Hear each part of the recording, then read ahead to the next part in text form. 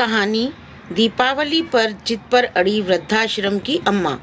वृद्धाश्रम में कई बुजुर्ग महिला थीं जिन्हें उनके बेटे या कोई ना कोई परिवार वाले छोड़ गए थे। ऐसी ही एक बुजुर्ग महिला को यहाँ आए 3 साल हो गए। वो अभी भी यह यकीन नहीं कर पा रही थी कि उनका बेटा उनके साथ ऐसा करेगा। अपना काम करती थी, कभी रोती तो कभी उदास बैठी अपने बेटे और पोते को याद करती। वहाँ उनकी जैसी बहुत महिलाएं थीं, लेकिन उन सभी ने अब यह मान लिया था कि उनका यही घर है। कहते हैं कि बचपन और बुढ़ापे में कुछ समानता होती है। कभी कभी बुजुर्ग भी बच्चों की तरह जिद पर अड़ जाते हैं। ऐसे ही उन्होंने एक जिद पकड़ ली कि उनके बेटे को बुलाएं। इस बार वह दीपावली अपने बेटे और पोते के साथ मनाना चाहती है। कम से कम उन्हें देखना ही चाहती है। दिवाली के 4 दिन पहले ही उन्होंने खाना छोड़ दिया, खुद को बीमार कर लिया। उनका मानना था कि अगर वह ऐसा करेंगी तो उनका बेटा जरूर आएगा उन्हें देखने के लिए। अब उन्हें क्या पता था कि अगर उनके बेटे को उनकी परवाह होती तो वह उन्हें यहाँ क्यों छोड़कर जाता। आश्रम की देखरेख करने वाले राजीव ने उन्हें बहुत समझाया। ऐसा नहीं था कि राजीव यह पहली बार कर रहा है। कभी कोई माँ अपने बेटे के लिए रोती तो कभी कोई। वह सबको संभालता, दिलासा देता और कोशिश करता कि जो जिससे मिलना चाहता है उससे उसे मिलवा दे। लेकिन उसकी यह कोशिश कभी कभी ही सफल हो पाती। उसने अभी भी अम्मा को हर तरह से बोला कि क्या मैं आपका बेटा नहीं, क्या मैं आपका ख्याल नहीं रखता। अम्मा कहती रहती, रखता है, लेकिन मुझे अपने पोते को देखना है। फिर अम्मा ने उनके यहाँ आने की बात बताई। जब मैं यहाँ आई तब एक दिवाली पर उसने मुझसे पैसे मांगे थे। छोटा था, जिद करने लगा था। उसके माँ बाप घर पर नहीं थे तो मैंने उसकी माँ के कबाट से पैसे निकालकर उसके लिए दिवाली की खिलौने वाली बंदूक उसे दिला दी। बस यही गलती मुझसे हो गई। घर आकर जब बहू ने देखा तो उसने चोरी का इल्ज़ाम लगा दिया मुझ पर लगाया गया। वह तो ठीक मेरे पोते को भी मारा, मेरे सामने उसकी बंदूक तोड़ दी। बस मेरा बेटा उसके कुछ दिन बाद मुझे यहाँ छोड़ गया। अब मैंने यहाँ काम करके कुछ पैसे जमा किए हैं। मुझे मेरे पोते को इससे कुछ लेकर देना है। वह बड़ा खुश होगा। मेरा बेटा इतना बुरा नहीं है। कहना माँ बीमार है, पोते को देखना चाहती है, वह ज़रूर आएगा। राजीव ने माँ की जिद के बाद उनके बेटे को यहाँ बुलाना चाहा, लेकिन पता चला कि वह यह शहर छोड़कर चला गया। उनका कोई नंबर नहीं था। जो नंबर दिया था वह भी नहीं लग रहा था। राजीव अब यह बात जाकर कैसे उस अम्मा को बताए, यह उसे समझ नहीं आ रहा था।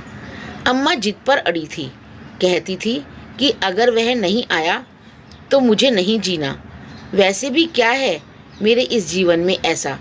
राजीव ने आकर अम्मा से कहा कि अम्मा, तुम्हारा पोता दिवाली वाले दिन यानी कल आएगा, अब तुम खाना खा लो।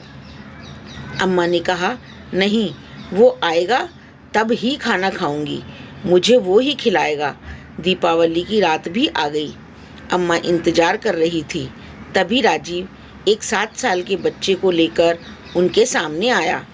अम्मा से कहा, अम्मा देखो, तुम्हारा पोता आया है। अम्मा ने खुशी से अपना चश्मा लगाकर उसकी ओर देखा। देखकर बोली, यह तुम किसे ले आए हो? यह मेरा पोता नहीं है। माना कि मैंने उसे 3 साल से नहीं देखा, फिर भी तुमने ऐसा कैसे सोच लिया कि तुम किसी को भी ले आओगे और मैं उसे अपना पोता मान लूँगी? मैं उसकी दादी हूँ, उसे अच्छे से पहचानती हूँ। यह मेरा पोता नहीं है। राजीव ने कहा, अम्मा तुमने ठीक कहा, यह तुम्हारा पोता नहीं है। पता है यह कौन है? राजीव ने उससे पूछा। बेटा, तुम्हारा नाम क्या है? तब लड़का बोला, मेरा नाम सोनू है। बेटा, तुम्हारे मम्मी पापा कौन हैं? लड़का बोला, पता नहीं। अच्छा, तुम कहाँ रहते हो?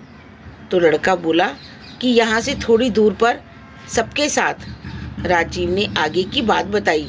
अम्मा, यह भी अनाथ आश्रम में रहता है। तुम तो बहुत किस्मत वाली हो अम्मा कि तुमने अपने माँ बाप, पति, बेटे, पोते सबको देखा है। इसे तो कोई छोड़ गया बस ऐसे ही। देखो फिर भी ज़िंदगी जीना चाहता है, कभी भी जिद नहीं करता। और इसके जैसे कई हैं जो वहाँ हैं। अम्मा, जो हो गया सो हो गया। मैं जानता हूँ कि भूलना मुश्किल है, लेकिन इस तरह कमज़ोर मत बनो। खुश रहो, सोचो ऐसा ही होना था। तुम्हारे पास तो अच्छी यादें हैं, चेहरे हैं, उनको याद करो। अम्मा समझ गई कि राजीव उसे क्या समझाना चाहता है। उसने बच्चे की ओर प्यार से देखा। मासूम सा बच्चा चुपचाप अम्मा की ओर देख रहा था। राजीव ने खाने की थाली मंगवाई और कहा कि तुमने कहा था कि तुम अपने पोते के हाथों से ही खाना खाओगी।